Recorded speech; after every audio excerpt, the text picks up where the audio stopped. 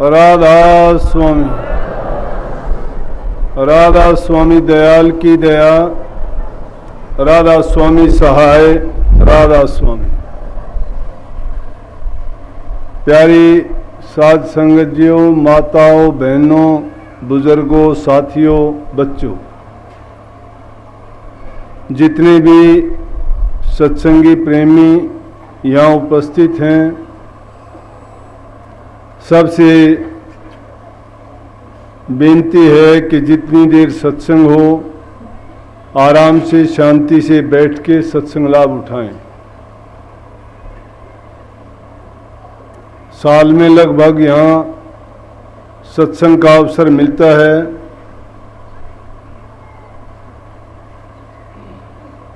लेकिन सत्संग करवाने से पहले सत्संग के लिए उचित व्यवस्था का होना बहुत जरूरी है। अभी इसमें काफ़ी काम करने वाला है। संगत के बैठने का इंतज़ाम सही नहीं, भंडारे का ठीक नहीं है। जब तक हालात अच्छे नहीं होंगे, अनुकूल नहीं होंगे या सत्संग के लायक नहीं होंगे तो सत्संग करना बड़ा दुविधाजनक हो जाता है। सत्संग में सभी तरह के लोग आते हैं, छोटे बच्चे भी होते हैं, इस बात को नहीं समझते हो कि सत्संग का महत्व क्या है। माँ बाप के साथ आते हैं, देखने के लिए आते हैं, ज़्यादा देर वो नहीं बैठ सकते, नहीं टिक सकते, कोई इधर उधर भागता है। माँ बाप सत्संग में मगन हो जाते हैं तो उनकी परवाह नहीं करते कि बच्चा कहाँ गया। लेकिन यही एक छोटी सी चूक उनके माँ बाप के लिए मुसीबत का कारण बनती है। आयोजक जो हैं, सेवादार हैं, उनके लिए भी परेशानी पैदा करते हैं। और जब सत्संग करते हैं तो उनको देखते हुए बार बार हमारा भी ध्यान विचलित होता है। तो किसी भी काम को करने के लिए कुछ हालात जो उस चीज के लिए आवश्यक होते हैं वो करने होते हैं। तो फिर भी यहाँ प्रकाशा जी ज़्यादा समय लगाते थे तो व्यवस्था ठीक करवा लेते थे, लेकिन अब इनका जाना आना बाहर का होने के कारण सत्संग के काम में यहाँ की व्यवस्था में थोड़ा फर्क आया है। फिर भी सत्संगी को तो सत्संग मिलना चाहिए, कहीं भी मिले। आज सुबह ही फोन गया इसका, तो मेरे से बात होने लगी, कहने लगा जी कितने बजे आओगे। मैं आ जाऊंगा 9 बजे तक। बोला जी ठीक है। मैंने पूछा बारिश का क्या हाल है, बोला बारिश नहीं है। मैं कहने लगा बारिश करवा दें, झड़ लगवा दें, बोला लगवा दो। मैं कौन सा झड़ लगवाऊं, सत्संग का झड़ लगवाऊं कि बारिश का? बोला कि सत्संग का झड़ लगवा दो। तुम्हारा सत्संग का तो होना ये तुमने कहना चाहिए था जी दोनों लगवा दो, बारिश भी करवा दो। अब सत्संग का तो झड़ जरूर लग गया, लेकिन बारिश बेचारी चारों तरफ से चक्कर काट रही है, क्यों उसको इजाजत नहीं दी ने। उसको अगर इजाजत मिली होती तो बारिश का भी झड़ लगता और सत्संग का भी झड़ लग जाता। अभी कबीर साहब का शब्द सुना, वाणी बार बार सुनते हो। सत्संगों में महापुरुषों ने जीव के कल्याण के लिए अनेक जगह ऐसे वचन फरमाए कि किसी तरह से इस जीव का सुधार हो जाए। क्योंकि जिस देश में हम रहते हैं उस देश में काल का प्रशासन है, माया का प्रसार है और मन की कार्रवाई चलती है। जब ये तीनों के तीनों लुटेरे इंसान के चारों तरफ घूमते हैं तो ऐसे हालात में इंसान का उस काल देश की जेल से निकलना बड़ा मुश्किल है। परंतु जब संत सतगुरु प्रकट होते हैं और जीवों के कल्याण के लिए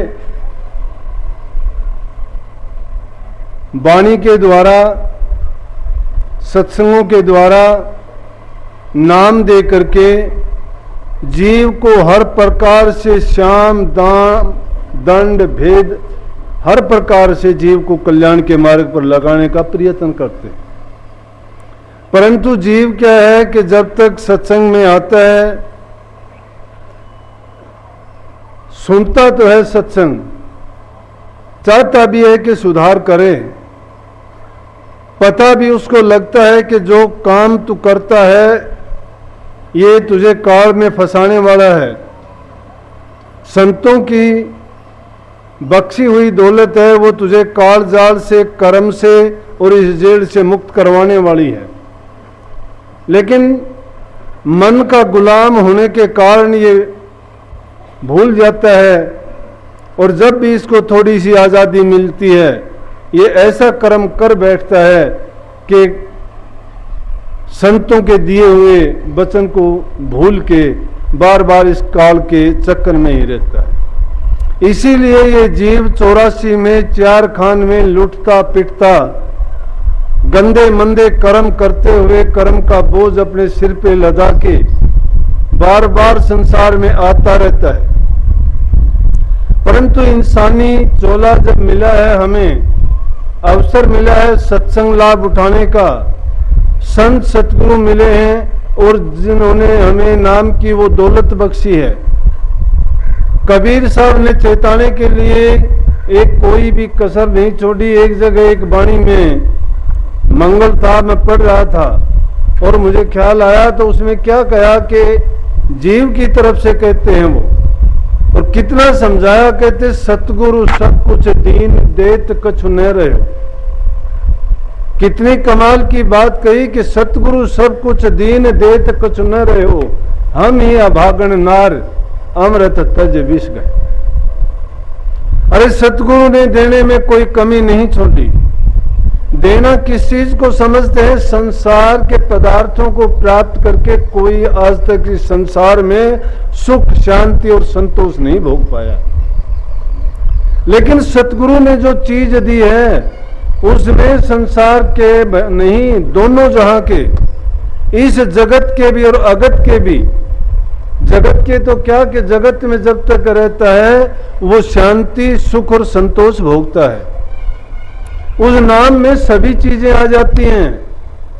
लेकिन अभागे हम क्यों हैं कि जब जाते हैं संतों के दरबार में हम छोटी मोटी चीज, ऐसी चीजों की याचना प्रार्थना करते हैं और वो चीज उनसे मांगते हैं कि जो सिर्फ हमारे पेट तक, शरीर तक और इस संसार में रहते हुए ही हमारा काम चला सके। लेकिन सतगुरु ने सब कुछ क्या दिया? सतगुरु ने वो दौलत बख्शी, नाम की दौलत, जो देवी देवताओं को भी नसीब नहीं है। सब के सब इस बात के लिए ललायित हैं, तड़पते हैं कि हमें इंसान का चोला मिल जाए, क्योंकि इंसान, उनको पता है कि इंसान का चोला मिलेगा तो हम गुरु की खोज करके उनसे वो दौलत ले लेंगे। उस दौलत को लेके उसकी कमाई करके इस संसार सागर से हम पार हो जाएंगे। लेकिन संसार में आके क्या कहा कि हम ही अभागन नार। हम अभागन क्यों हैं और नार क्यों कहा गया? एक तरफ तो कहते हैं कि कोई जाति नहीं है सूरत की, तो जिस देह में होता है वही वो तो शरीर के नाम है। हम ही अभागन नार क्यों कहा गया है उसको? और कहते हैं कि अमृत तज विष गयो, कि हम ऐसे अभागन नार क्यों कि बार बार हम बंधते रहे हैं, कभी किसी के साथ, कभी किसी के साथ, कभी किसी के साथ। और अभागन क्यों है कि हमसे बड़ा अभागा और कौन हो सकता है कि वो दौलत हमें मिलती है संत सतगुरु से नाम की, और फिर भी उस दौलत को ना लेके हम उस विष को ही चखते हैं, संसार के पदार्थों की ही मांग रखते हैं और संसार के बार बार पचड़े में पड़ते हैं। कोई शराबों में, कोई मांसों में, कोई कबाबों में, कोई और गलतियों में पड़ पड़ के अपना तन भी देते हैं, मन भी देते हैं और धन भी दे देते हैं। इसीलिए कबीर साहब ने कहा कि लाखों सिर तुम दे चुके यम राजा की भेंट, एक शीश तुमने ना दिया सतगुरुओं की हेत। अरे सतगुरु का हेत भी नहीं है, अपने निज के हेत के लिए अपने सिर की कुर्बानी नहीं दे पाए। सिर की कुर्बानी क्या है कि गर्दन नहीं कटानी पड़ती, अपने अभिमान को त्याग के संतों की शरण में जाके, संतों की शरण में जाके हमने वो नाम की दौलत नहीं हासिल की। अगर वो नाम मिल जाता, हमें नाम लेते, तो हमारा जन्म मरण का बंधन कट जाता। और उसमें जो कबीर साहब ने फरमाया, कया ने कि हम ही अभागण नार अमृत तज विष गयो, वो अमृत तज के विष लेने की यही बात है कि संसार के पदार्थ जिनको पाके हम खुश होते हैं, जिनका इंद्रिय स्वाद लेके चंद क्षणों के लिए जिनका आनंद लेते हैं, लेकिन बाद में वो सब का सब दुख में बदल जाता है।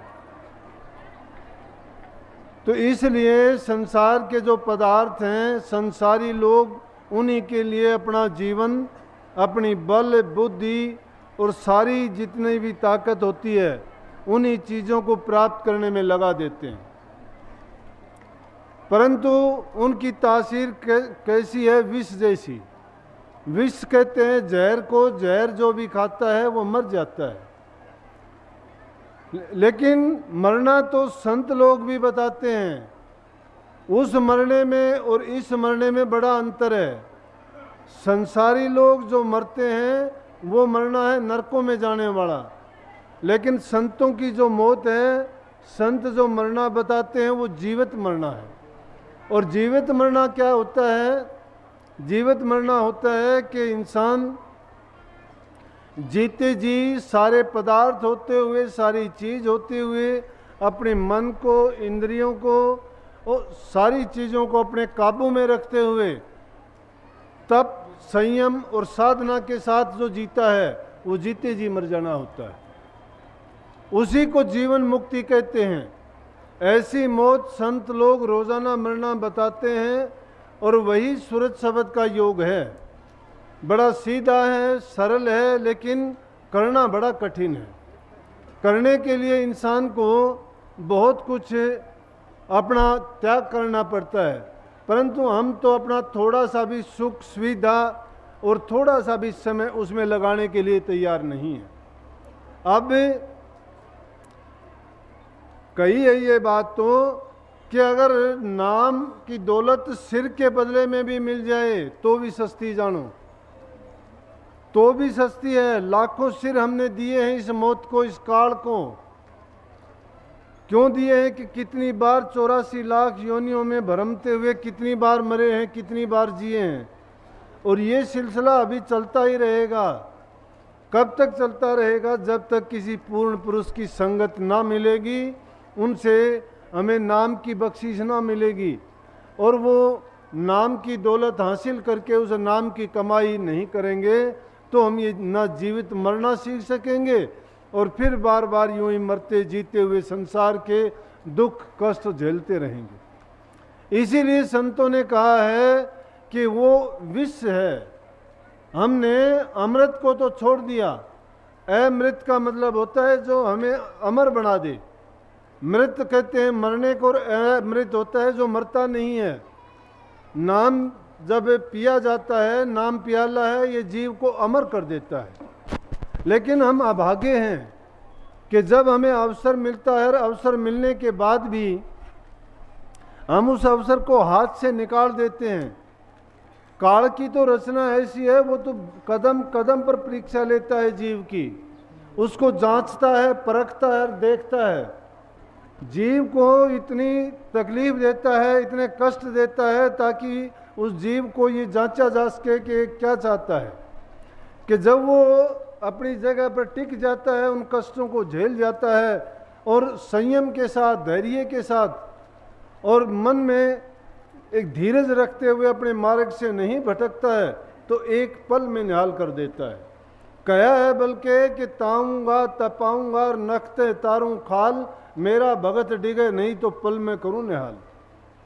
कि ताना तपाना क्या होता है, उसको बहुत कष्ट दिए जाते हैं। जिस चीज़ को अच्छा बनाया जाएगा उसको कष्ट तो झेलने पड़ेंगे। अरे लकड़ी जब बढ़ई के पास जाएगी, लकड़ी को उसको काटेगा, उस पर रंदा लगाएगा, कभी आरी से, कभी उसको छील लेगा, कभी कुछ करेगा, लेकिन जब वो पूर्ण रूप से उसको घड़ छोल के तैयार कर देगा तो उसी लकड़ी की कीमत हो जाएगी। इस जीव को कष्ट जब झेलने पड़ते हैं, हाय तौबा करता है, ये कष्ट झेलना नहीं चाहता, मानना नहीं चाहता। अरे चंदन को जितना घिसते जाते हैं उसमें खुशबू आती जाती है। मेहंदी के पात को जब तक रगड़ते नहीं हो रंग नहीं देती है। तुम जिस चीज़ को आसानी हासिल करना चाहते हो वो आसान नहीं है। वो तो इस प्रकार से हमें घुड़ी हुई है जिस प्रकार से दूध में घृत छपा हुआ है। घी को दूध से अलग करने के लिए और उसको प्राप्त करने के लिए हमें कितनी मेहनत करनी पड़ेगी, कितने तरीके उसके लिए लगाने पड़ेंगे, कितना संयम दिल में रखना पड़ेगा। इतनी मेहनत करने के लिए जो तैयार होता है तो कहीं जाके उसको घी प्राप्त होता है। परंतु यहाँ तो मुक्ति साधन प्राप्त करने से है, जन्म मरण के चक्कर से पीछा छुटाने से मतलब है। लेकिन हम छोटा सा भी कष्ट नहीं सहन कर सकते, कोई कष्ट भी नहीं है।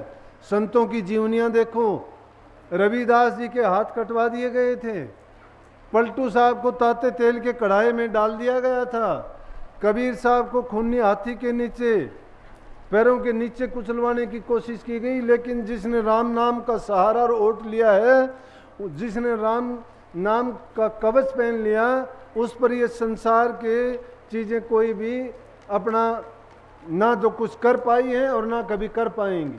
लेकिन जब मन में धीरज नहीं है और हम टिकते नहीं हैं, हमें अपने खुद पर विश्वास नहीं है, इंसान जो कुछ भी पाता है अपनी श्रद्धा अपने विश्वास का फल पाता है। करना तो बहुत कुछ चाहते हैं लेकिन हमें अपने आप पर एतबार नहीं है। अपने आप को जो जीत लेगा वो सारे संसार को जीत लेगा। मन के जीते जीत होती है और मन के हारे हार होती है। कबीर साहब का इस बच्चे ने अभी जो शब्द गाया था उसका मतलब भी यही था, मन को समझाने से। अरे मन के अंदर वो ताकत कहाँ गई? संसार के पदार्थों में, कहीं परिवार में लगा दी, कहीं धन में लगा दी, कहीं कारोबार में लगा दी, कहीं प्यार में लगा दी, कहीं और दूसरी चीज़ों को अपना मन दे दिया। मन जिसको देना चाहिए था उसको नहीं दिया। जिनको मन दिया वो मन के लुटेरे थे, वो तो लूटने वाले थे। अगर सतगुरु को मन दिया होता और उसके बदले में नाम लिया होता, नाम की दौलत मिल जाती। शीश देने से भी अगर नाम की दौलत की बख्शीश हो जाती है तो भी सस्ता समझना चाहिए। कितनी बार हमने ऐसी की है। तो संत महात्माओं ने जिन्होंने प्रत्यक्ष प्रभु को और नाम का जो परिणाम था उसको भोग्या है, देखा है और अपने अनुभव के आधार पर उस नाम की कमाई करके संसार के जीवों के वास्ते तभी वो नाम का भंडार खोल दिया कि जो नाम को प्राप्त कर लेगा उस जीव का कल्याण हो जाएगा। परंतु गई पिया के महल पिया संग ना रची। पिया के महल तो गई लेकिन पिया के संग जाके अगर वो रची नहीं, प्यार से बोली नहीं, मन पिया से मिलाया नहीं तो उसको क्या फायदा होगा? क्योंकि उसके दिल में मान और लज्जा भरी हुई है। भक्ति का मार्ग भी ऐसा है कि जिसमें मान लज्जा है। किसी में धन का बल है, किसी में रूप का बल है, किसी में खानदान का बल है, किसी में ऊंचे ओहदे का गर्व है, किसी को परिवार का है, किसी को कुल कुटुंब का है। बड़े बड़े राजे महाराजे ने राज को ठोकर मार दी थी इस दौलत को प्राप्त करने के लिए, और जो इस अभिमान में डूबे वो इसमें डूबते ही चले गए और वो संसार में ठोकरें खाते रहे। लेकिन जिन्होंने ये अभिमान त्याग दिया और जो इस मार्ग पर आए उन्होंने अपना मान, अभिमान, अपना बल, अपना पोरस, अपना सब कुछ, क्योंकि ये लोक लाज मर्यादाएं हैं, ये जीव को यहीं पर घेरे रखती हैं, मुक्त नहीं होने देती। इसलिए लोक लाज कुल की मर्यादा जिसने उठा के पटक दी एक तरफ को। अरे नाचन जब निकले हो तो घूंघट की जरूरत नहीं है। एक तरफ तो नाचना चाहते हो, दूसरी तरफ घूंघट निकालते हो। नाचना भी चाहते हो, कसूर आप में है, गलती दूसरे पर थोपते हो। अगर पिया के पास जाते हो तो पिया के संग रच जाओ, मान लज्जा को त्याग दो, अपने दिल का भेद खोल के उनके सामने बताओ। जब तुम जो गुरु आगे कपट ने खोला है, निष्कपटी अपने को बोला है, दोहरा कपट लिया है सोई, उसका कभी जतन नहीं हुई। वो तो दोहरा कपटी है, गुरु के आगे कपट नहीं खोलता है, निष्कपटी अपने को बोलता है। एक तो गुरु को मूर्ख समझता है कि गुरु कुछ जानता नहीं है, दूसरा उसके सामने झूठ बोलता है। गुरुमुखों का ये मार्ग नहीं है। अगर इस संसार में इन दुखों से बच जाना चाहते हो, अपना कल्याण चाहते हो, तो गुरुमुखों का मार्ग अपनाओ, मनमुखों से दूर रहो। घरों में प्यार प्रेम शांति अपनाओ। जब तक बूढ़े बुजुर्ग की इज्जत कदर नहीं करते हो, मंदिरों में पूजा करने के लिए जाते हो, सत्संगों में तुम रोजाना भागे फिरते हो, घरों में माँ बाप की सेवा नहीं करते हो, उनको ठोकर मारते हो, 2 वक्त की रोटी नहीं देते, रोटी के लिए उनको तड़फा देते हो। मैं कहता हूँ जितने देवी देवता संसार के हैं, उन देवी देवताओं को खुश करने की जरूरत नहीं, अपने माँ बाप को और सास ससुर को जो घर में बैठे हुए हैं, पहले मूल को सुधारो। ये मूल है, जिसका मूल बिगड़ जाता है वो कहीं का नहीं रहता। कबीर साहब ने कहा है कि क्रियाएं बहुत हैं, करते हो। उन्होंने कहा कि धोती नेति बस्ती पाओ, आसन पदम जुगत से लाओ, कुंभ कर रे चक्रो, ये क्रियाएं हैं। धोती नेति बस्ती साधुओं की क्रिया है। धोती को निगल लेना, उसको मुंह से निकाल देना, पेट की सफाई करती है। नेति क्रिया है, बस्ती क्रिया है, कोई श्वास की क्रिया है। फिर साधुओं की 5 क्रिया और है, चाचरी है, भूसरी है, खेचरी है, गोचरी है, उन्मणी है। लेकिन कबीर साहब कहते हैं धोती नेति बस्ती पाओ, आसन पदम जुगत से लाओ और कुंभ करे चकरवाओ। ये सांस की क्रिया, सांस को लेके जाओ, रोको, फिर बाहर निकालो। लेकिन क्या कहता है, पहले मूल सुधार। इनसे पहले क्या है, मूल को सुधारो। मूल है क्या? जिस परिवेश में रहते हो, जिस माहौल में रहते हो, जिस परिवार में रहते हो, उस परिवार में प्यार नहीं है, शांति नहीं है, अहंकार से भरे हुए हैं, अपनी झूठी मान और इज्जत के लिए दूसरे का दिल दुखाते हैं। अपने जैसा रूप दया राख धर्म को पाले, जग से रहे उदासी, अपना सा जीव सब उनका जाने ताई मिला अविनाशी। उस अविनाशी को प्राप्त करना चाहते हो ना, तो हर जीव में अपना सा जीव समझो, उसको परमात्म रूप जानो। उसको कहो हिंसा सिर्फ किसी जीव को मारने की नहीं होती है। हिंसा हम वचन से भी करते हैं, हिंसा हम कर्म से भी करते हैं, हिंसा हम सोच से भी करते हैं, ख्याल से भी करते हैं। तो हमने ख्याल से, बोलने से और करने से, तीनों क्रियाओं को जब तक नहीं साध लिया जाता, मीठी बाणी बोलो, अच्छे कर्म करो, अगर कुछ कर सकते हो तो हाथ से दान पुण्य, दूसरे की भलाई परोपकार करो। अरे परमार्थ के मार्ग पर चल पड़े हो, अभी परोपकार को समझे ही नहीं हो। दया धर्म तुम्हारे दिल में नहीं है, प्यार नहीं है, बूढ़े बुजुर्ग की इज्जत कदर नहीं है दिलों में, विश्वास नहीं है, पति का पत्नी पर नहीं है और पत्नी का पति पर नहीं है। ये है कि गई पिया के महल पिया संग ना रची। तुमने शादी की, पति को अपना माना, एक समझौता किया कि तेरे साथ जीवन बसर करना है। ये सिर्फ ये नहीं था कि सिर्फ संतान पैदा करनी है, घर चलाना है। उस समय रहते हुए एक अच्छे समाज की कल्पना तो है ही है, लेकिन उसके साथ असल चीज क्या है कि जो परमात्मा की भक्ति करनी है। जब घरों में सुख होगा, शांति होगी, आपस का मेल होगा, मीठे वचन बोलते होगे, शांति रहेगी और तुम में अरे अंदर धैर्य है, तो हर काम को आसानी से कर जाओ। लेकिन इसके विपरीत अगर काम कोई भी करते हो, द्वेष रखते हो, निंदा चुगली करते हो, बुराई करते हो, तुम्हारे दिल में शक है किसी के प्रति, तुम्हारी भावना है। हम तो बुराइयों के घर भरे पड़े हैं अपने हृदय में, कूट कूट के हमने निंदा द्वेष ईर्ष्या चुगलियां भर रखी हैं। उस हृदय में नाम कैसे समाएगा? मूल की बात समझो, पहले मूल क्या है। अगर हमने इन बुराइयों को पहले निकाल दिया है तो समझो कि राम का नाम अंदर समा सकेगा, बड़ा पवित्र है वो। और एक बार जो मिल गया, नाम कमाई करने की जरूरत नहीं, बड़ी रट लगाए फिरते। मैं सत्संगियों से सुनता हूँ बातें, कोई धुन की बात करता है, कोई शब्द की बात करता है, कोई ध्यान की बात करता है, कोई कहता है कि मैं इतनी देर बैठता हूँ। किस लिए बैठते हो इतनी देर? घरों के हालात देखो, तुम्हारे मनों के, तुम्हारे आचार और विचार देखो, तुम्हारा व्यवहार देखा जाए तो वो तो बताता है आप 1 मिनट के लिए भी ध्यान में नहीं बैठते हो। देखना चाहते हो प्रकाश, सुनना चाहते हो शब्द, कहाँ से सुनोगे? क्योंकि वो सुनना अगर चाहते हो तो अपने पहले दिल के पात्र को पवित्र बनाना पड़ेगा।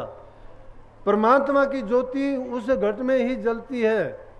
जब पर्दे पर पर्दे चढ़े हुए हैं, ज्योति का प्रकाश तुम्हें नजर नहीं आएगा। निंदा, द्वेष, ईर्ष्या के पर्दों को जब हटा दोगे, प्रकाश तो है। प्रकाश की तो वो हालत है जैसे किसी कमरे के अंदर प्रकाश है लेकिन उसकी खिड़की दरवाजे सब बंद कर रखे हैं, उसके बाहर के दरवाजे भी बंद हैं, और फिर हम देखना चाहते हैं कि कमरे में तो अंधेरा है अंधेरा। अंधेरा बाहर से देखने से अंधेरा लगता है, अंदर में तो प्रकाश जगता है, लेकिन दरवाजा खोलने की हिम्मत नहीं है। तुम्हारे घट के अंदर वो असली नूर, जिसको डिवाइन लाइट कहते हैं, नूर, खुदा का नूर, वो तुम्हारे अंदर विद्यमान है, कहीं बाहर से आना वाला नहीं है। सूर्य की रोशनी को सभी देखते हैं, कुत्ता, बिल्ला, जीव जंतु, इंसान सभी देखते हैं, इन आंखों से देखते हो। चंद्रमा की रोशनी भी बाहर से देख लो, देख सकते हो। फायर लाइट को भी देख सकते हो, अग्नि को। लेकिन जो डिवाइन लाइट है वो देखनी इतनी आसान नहीं है। वही नाम है, वही शब्द है, वही धुन है, वही प्रकाश है, वही परमात्मा है। वो एक उस चीज को अगर देखना चाहते हो, संतों का मार्ग सरल से सरल और कठिन से कठिन है। इसको हर इंसान कर सकता है, लेकिन करने के लिए बहुत कुछ इंसान को त्याग करना पड़ता है, बहुत कुछ बर्दाश्त करना पड़ता है। जब तक कुछ सहन नहीं करता इंसान, कुछ हासिल नहीं होगा। इंसान को पहले मैंने कहा था परीक्षा देनी ही पड़ेगी। किसने नहीं दी? दुरू की देखो, प्रहलाद की देखो, गीत तो उनके गाते हो आप। मीरा की देखो, उनके आप वो भी दे के बताते हो कि परमात्मा मेरी भी आके मदद करूं। आपने उनकी की थी, लेकिन उनके नाम लेके कहते हो क्या उन जैसे गुण आपने पैदा किए? उन जैसे अगर गुण पैदा कर लोगे तो आपको भी भक्ति करने की जरूरत नहीं है, ध्यान समाधि लगाने की जरूरत नहीं है। ये कलयुग का जो समय है, कलयुग में आपको मैं छोटे से छोटा और आसान से आसान मार्ग बताता हूं। जिसने नाम गुरु की शरण लेके नाम ले भी लिया, अगर वो कमाई नहीं कर सकता कोई बात नहीं है, बुराइयों से बच जाओ तो भी कलयुग में उस जीव का कल्याण होगा। बुराइयों से बच जाओ, तुम्हारे से जितना हो सकता है दूसरे जीवों का भला करो। क्यों? कि हम जो करेंगे वैसा हमें मिलेगा। कबीर साहब की बात है, कबीर नवे सो और को पर को नवे न, कबीर नवे सो आपको पर को नवे न कोय, घाल तराजू तोलिए नवे सो भारी होए। अगर तुम किसी को बंदगी करते हो, किसी का भला करते हो, किसी से मीठा बोलते हो, किसी को इज्जत सम्मान देते हो, दूसरे को नहीं देते, अपने आप को देते हो। क्योंकि जैसा तुम दूसरे को दोगे वैसा उसके बदले में तुम्हें अवश्य मिलेगा। लेकिन किसी का बुरा करके, किसी का निंदा चुगली करके, किसी की चोरी और छल कपट करके तुमने अगर कोई चीज भी हासिल कर ली तो कभी सुख नहीं भोग पाओगे। आज तक किसी ने भोगा ही नहीं है, क्योंकि उसके अंदर वो बुराई छिपी हुई है। करने से पहले तुमने अपने विचार को, अपने मन को, अपने ख्यालात को, सबको बुरा बना लिया है। तुम्हारे अंदर बुरा ख्याल आया तभी तो बुरा करने के लिए तैयार हुए। जिसकी बुरी सोच नहीं है वो बुरा कैसे कर सकता है? इसलिए अपने आप को सुधारो, दूसरे की बुराई मत देखो, दूसरे की निंदा मत करो। दूसरे की निंदा करना तो उसके पाप को उठा के अपने सिर धरना है। अगर सही मायने में आप गुरुमुख बनना चाहते हो तो अपने मन मर्जी की बातों को छोड़ो, अपने मन को गुरु के मन के पीछे लगाओ। जो मन तुम्हारा चाहता है वो ना करो। चरणदास जी ने लिखा है कि गुरुमुख के लक्षण बताते हैं। वो कहते हैं गुरुमुख के मैं लक्षण गाऊं, जुदे जुदे कर समझाऊं। प्रथम गुरु सु झूठ ना बोले, खोटी खरी गुरु आगे खोले, दूजे गुरु को पैर न लगावे, निश्चय कर गुरु चरण समावे, जो कोई गुरु का लेवे नाम तिसको निहुर करे प्रणाम। जो कोई गुरु का लेवे नाम, कौन उसको प्रणाम करेगा? गुरु भगत कर सकता है। गुरु भगत कैसे करेगा? अरे गुरु के लिए, गुरु भगत के लिए उसका गुरु ही सर्वे सर्वा है, उसका जीवन गुरु है, उसका जीवन दाता गुरु है, जीना मरना उसका गुरु के लिए है। गुरुमुखों की चाल बड़ी अनेडा है, आसान काम नहीं है, खांडे की धारा है। इस पर चलना